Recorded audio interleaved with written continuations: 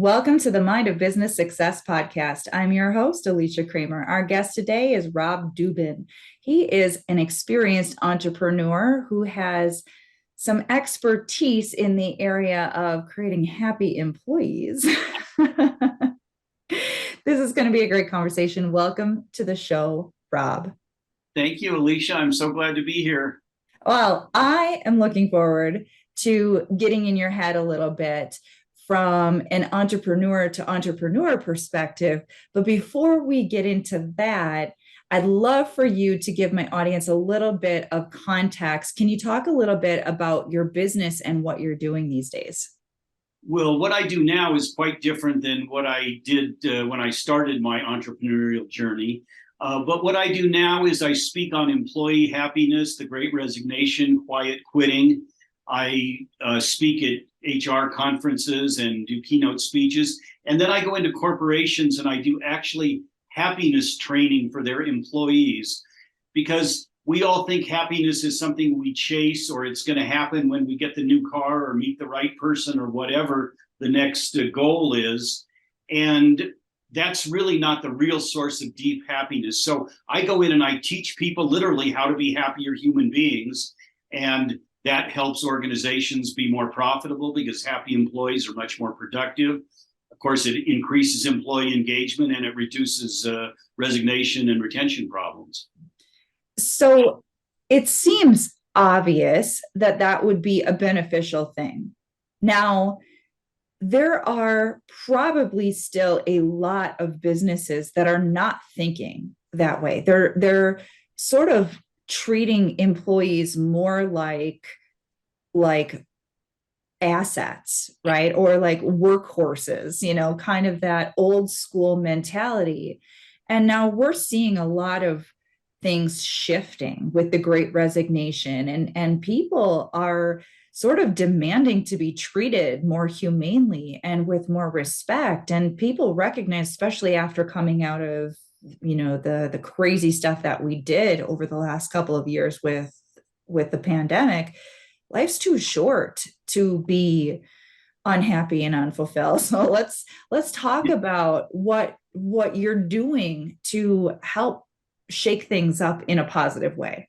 Well, you hit on the key point, because we're in a new world after the pandemic. During the pandemic, millions of people had a chance to examine their lives, maybe for the first time ever, and they realized how unhappy they were. And so millions of people are chasing this American dream that we were told to chase, to go to college and get a good education and get a good job and meet the right partner. And if we checked all those boxes, we were going to be happy.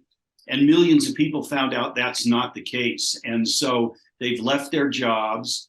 Something we really, HR people or anybody who's involved in as an employer side, needs to recognize is that we're a year and a half post when the Great Resignation started, and HR has failed to turn it around at all. Resignations have been worse in 2022 than during the height of the pandemic. So all that old school thinking is not working. And the employees have a much bigger, the pendulum has shifted and they have much more power than they did. Currently, we have 2 job openings for every person looking for a job. So employees have their choice of what they want to do, and they're looking for companies where the culture aligns with their values. And the younger the employees are, the more they're looking for that. And so that's where the world is going, and employers need to get on the bandwagon, or they're going to keep losing their best talent. And when I was an entrepreneur, I had a small, medium-sized business. I had several of them, different businesses, but I went through quite a difficult period when I started. I was a terrible boss when I started my business. My original business, I was a filmmaker, and I had a staff of about 10 or 12 people. And in the film industry, everybody is a freelancer. So they come to work every single day, gung-ho. I don't need to think about motivating them or think about their sick kid at home or anything else. They're all freelancers. They come to work 100% committed. And I thought when I had a business and full-time employees, they would be the same way. And clearly I was mistaken. And so I treated them like I had treated my film crews, or I didn't pay attention to their personal needs because I never had to do that in the film world. And I learned a hard lesson, and I did a 180-degree shift, and I became totally focused on keeping my employees happy. And we went from a revolving door to zero turnover for years after that. So I learned my lesson. And then I began studying the essentially the science of human happiness. It's called the positive psychology, but there's quite a bit of science behind it.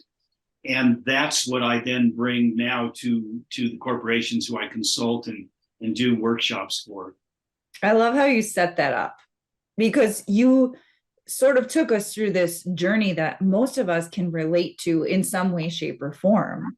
Now, for a business owner listening who maybe has never had the luxury of employing freelancers or contractors, which I will say certainly does have some advantages. Like you said, a lot of these people, they have more of that self-starter kind of entrepreneurial mindset, because it just like a top performing salesperson, they're sort of looking out for themselves, right? They're operating with a different mindset than your conventional employee. And we've got to be careful not to categorize everyone, because certainly there are some rock star employees that really know their value and bring their A game. But a lot of people are not indoctrinated into a mindset that makes them necessarily self-starters, or they're not clear on their own values. It's just a paycheck. It's just a sort of source for their survival. So now, for those individuals listening who are like, okay, well, I've got a whole team of those.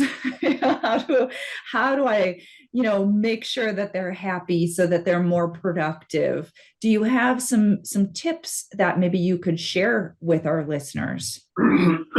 Excuse me. Yes, certainly I do. If you look at the things that HR departments typically do, they've gotten better and better at focusing on what really does make people happy. The massage chairs and the kombucha on tap in the break room and all those things make us happy for about 5 minutes, and then we're over them and they don't continue to motivate us.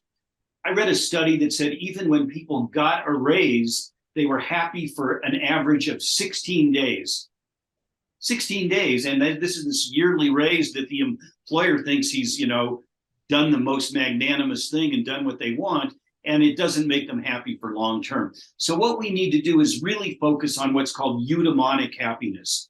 Those other things are called hedonic happiness, and comes the same root word as hedonism. And it's things that make us feel good in the moment, just like a glass of wine or a piece of chocolate or whatever makes us feel good for a moment. And even things like buying a car and getting married and having a family, those are still that hedonic happiness. The things that really make us happy long term have to do with feeling gratitude, feeling purpose for your job. And now HR is focused more and more on those things, giving people recognition. And a lot of companies are finally hiring for attitude and aptitude, and then training for the skill set that they need. And so we all need to do better at getting the right people in the right job. And the employees themselves can have a lot of say in this. People need to focus on learn what their purpose is. And I have a friend who teaches purpose and speaks on purpose, a woman named Gabrielle Boucher, and she says, your purpose is the best of what you have to help others. And I really buy into that. So the more we can do to get the right employee in the right slot, that will help that problem. But then the other thing is to help the employees when they're there connect with a purpose to what they're doing, so that they will then have that intrinsic value, just like your rock star salesperson does. I love that. So now, when someone has an employee and they're not sure if they're in the right position. Now, I know that there's some different thoughts on this.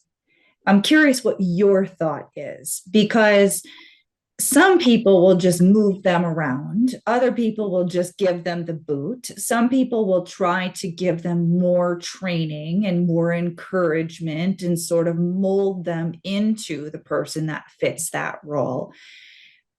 When you're looking at someone's happiness in their career, what is your approach to something like that? Because I know that this is a really common challenge for a lot of people. They're not sure, is this person underperforming because they're not good at it? Are they underperforming because they are having problems at home? Are they under, right? Like what would you do in that type of situation?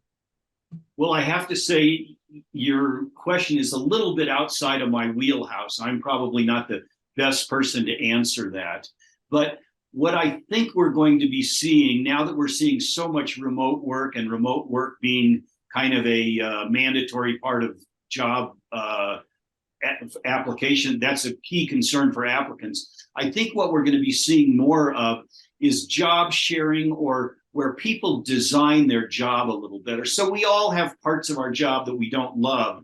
And I think we're going to be finding that employers are going to be more flexible in helping you craft a job where you do more of what you like and less of what you don't like. I think that's one of the ways we're going to go. The thing I work on is literally teaching people how to be better at being happy. So when an employer implements any of the things that they're doing, whether it is the massage chairs or the gym membership or whatever they think is going to make their employees happy, better managers being probably the key, but it's benefits, compensation, recognition, awards, job development where people can grow and learn in their jobs. All those things, the goal is to make people happy so that then happy employees stay on the job and are more productive. Well, I focus on that little area of you've made them happy, but what if they're not really very good at happiness? I literally teach people how to be better at happiness. Just like you can teach somebody how to play the guitar or how to play tennis or ski or how to do their job in the first place. Everything we're good at in our lives, we've learned. We went to school for it. We took some lessons. We read a book. We practiced it until we're good at it. None of us have ever done that with happiness. And so I have to give you props because you said this is not my wheelhouse, but you answered that so perfectly, because kind of the answer is help them, right? Help them to be happier people. Now, am I have my master's degree in metaphysical science, and by trade, I'm a certified hypnotherapist. So I'm about as outside the box as you can get when it comes to being very pragmatic and grounded about business, right? So I've got my business development background, and I've been in the trenches with tech startups, and I've been there doing the pitch deck to investors, and I've been in the internet marketing world with my clients who are growing their multi-million-dollar companies. And so here I am, and I'm looking at it through this really broad lens. And what it always sort of comes back to is, are we as individuals in our alignment? Are we happy? Do we feel good? That's when we thrive. It doesn't matter if you're an employee or if you're a CEO. It's what we're all reaching for. And so when you're coming into these companies, basically that's what you're helping do. You're helping retrain the mind to find that inner alignment, that inner happiness, which is really the foundation, I think, for all success. Not the only element to it, but absolutely a critical piece of the whole success formula. And so I loved your answer to that question. So let me tell you a little bit about my journey through what you just described. As I said, I was a filmmaker. I had a film production company, and I was very purpose driven when I was young. I knew I wanted to go to film school. So when my friends all went off to college, I specifically went to film school. I got out of film school at 22 and started my own business. and I made movies for 20 years, and I absolutely loved it for 19 and a half years. And when I stopped loving it, I stopped doing it.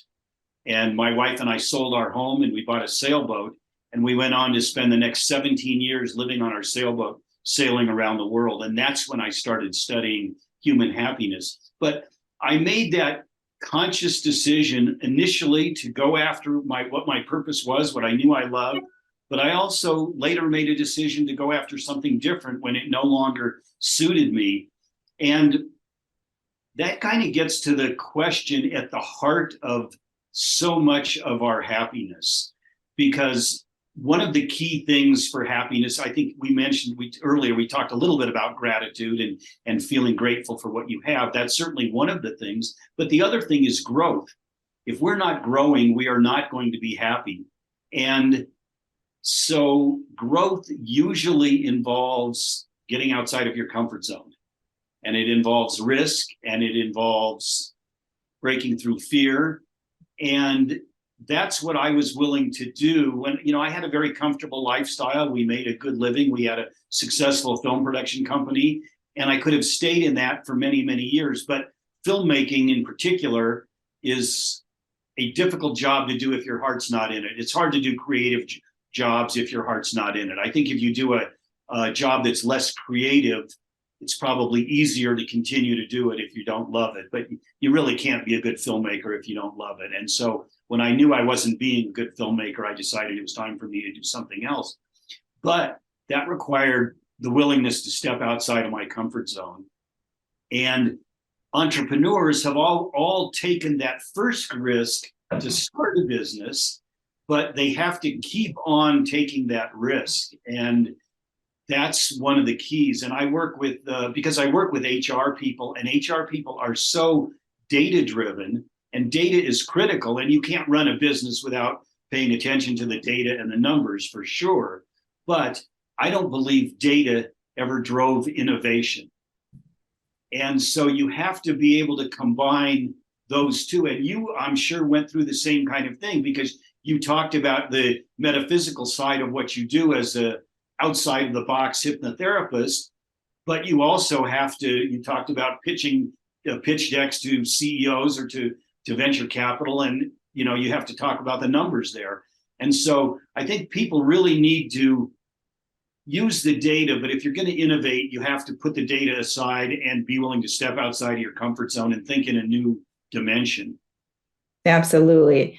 And I think we do a pretty good job of that on this show, because we're stretching the boundaries of sort of the status quo and kind of getting real, I think, because so much of business is so superficial. It's so much about the exterior image, whether it is the individual on social media or it is the company and upholding the image for their brand. And it's interesting because we see now with social media so much of sort of the dirty side of even the big dogs like the Elon Musk, or even what you hear about Steve Jobs. And we are now kind of exposed a little bit more to what are people thinking? What's their mindset? What's their predominant disposition? How are they treating their employees? How are they living their lives? And we also get a chance to see sort of rising stars who are being out there and being so transparent. And it's beautiful to see how many incredibly successful, inspiring entrepreneurs are putting it out there, and they're saying, no, really, it's a good thing to be spiritual. It's a good thing to trust your gut. It's a good thing to be good to people. Absolutely. And that's the transition we've gone through. I mean, it was understandable that where we were a few years ago, that the data drove everything, and, key performance indicators were everything and all of that.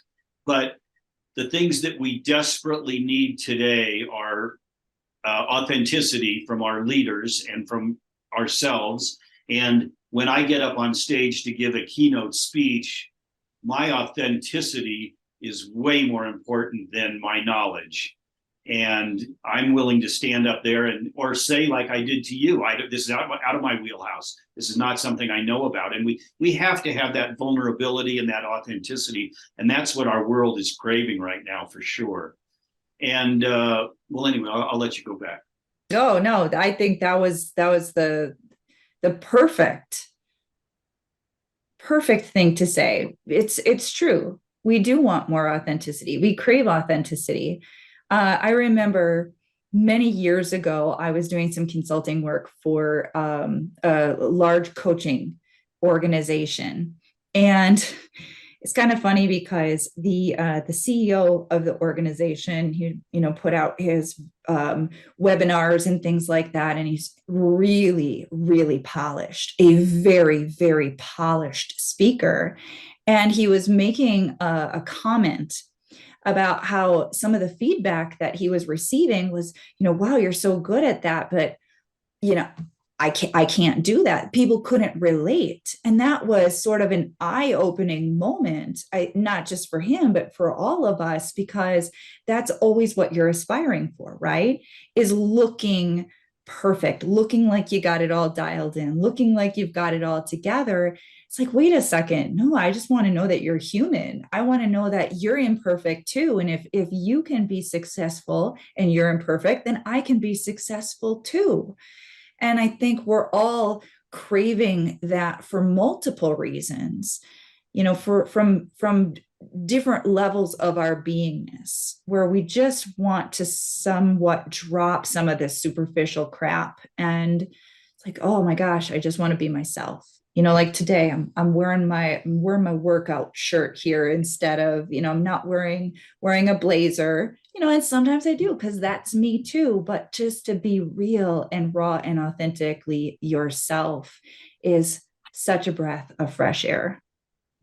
Yeah, I experienced that so long ago in my life because the film business, you're part of the advertising industry, you're working with ad agencies and brand building and clients. And clearly, it is about the public relations face that you're putting on. And when you work for a client, you're helping them put on that public relations face. If I'm doing a film for Coors or Chevy or Ford or whomever my clients were at that time, that's what you're putting forward. And then when I left to go sailing, and my wife and I sold our home and we got on a sailboat, nobody out sailing that we knew could have cared less what we did before. It was all, we were all wearing swimsuits and barefoot, and that's how we lived for years. And for me, it was one of those things that I did so much every day that I can't live any other way now. And that's actually where I learned so much about what I do know about happiness is when I was out sailing, for instance, we were present every moment of every day, because when I park my car in the garage, nothing's going to happen to my car. When I land my airplane, put it in the hangar, it's probably pretty safe. With a sailboat, you are never more than 5 minutes away from disaster if a few bad things happen. And, so you're always cognizant of the weather. Even if you're anchored in a safe anchorage, it could get dangerous. So we were present every moment of every day. And now for me, that's the only way I can live. I have no to-do list in my mind. I'm here with you right now, and that's all I'm doing. And living in the present moment is one of the key things for happiness, because happiness is an emotion that only exists in the present. I can't store up extra happiness now and have it tomorrow. So if you're going to experience your happiness, you have to be living in the present moment. So that's something I learned out sailing. The other thing is our sailing life was so incredibly wonderful. We were making ourselves happy every day. And of course, we were sailing through lots of third world countries where we had so much more than the people there. And those two things made us feel grateful literally all day, every day. So our predominant emotion 20 hours a day was feeling gratitude. And gratitude is a key component of happiness. So those are the kinds of things that I did. And that authenticity is another piece of that same puzzle for sure. I love that. So right there, we've got some gold nuggets that hopefully people will allow to percolate, right? How can you feel more grateful in the day to day in your life? How can you appreciate more of what you've got right here, right now? One of the simplest things that I teach a sort of a 9-part framework of happiness in the workshops that I do with corporations. But by far the easiest one for everybody to adopt is a gratitude practice. And I teach people towards the end of every day, take 5 minutes and write down 5 things that you're grateful for. And it may only take you a minute to write all 5, but you have to spend 5 minutes internalizing it, feeling it. Why do I feel grateful for this? What about this makes me feel happy? And get in touch with your feelings. And if you do it for 5 minutes a day for a month, it will become a habit. And what happens is when you do it, you feel the gratitude, your brain releases dopamine and oxytocin and chemicals that make you feel good. And if you do that for a month, your brain now associates the feeling of gratitude, getting in touch with why you're grateful, with these good feelings, and then you'll want to do that more and more part of your life. And so I just ask people to do it for 5 minutes a day for 5 things, and they don't have to be big things. It can be, my favorite song came on the radio while I was driving home, and I rocked out in the car to my favorite song. My kid got an A at school today. Little small things, and the easier they are to feel, the easier they are to feel. So if you pick things, it doesn't have to be, I closed a $5 million deal today and I bought a new Cadillac or a new whatever car or whatever. It doesn't have to be big things. It can be small things. And if you find small things to be grateful for and you focus on them, you'll have more happiness in your life every single day. That's such a simple practice. That is an excellent exercise. I really hope people actually do it.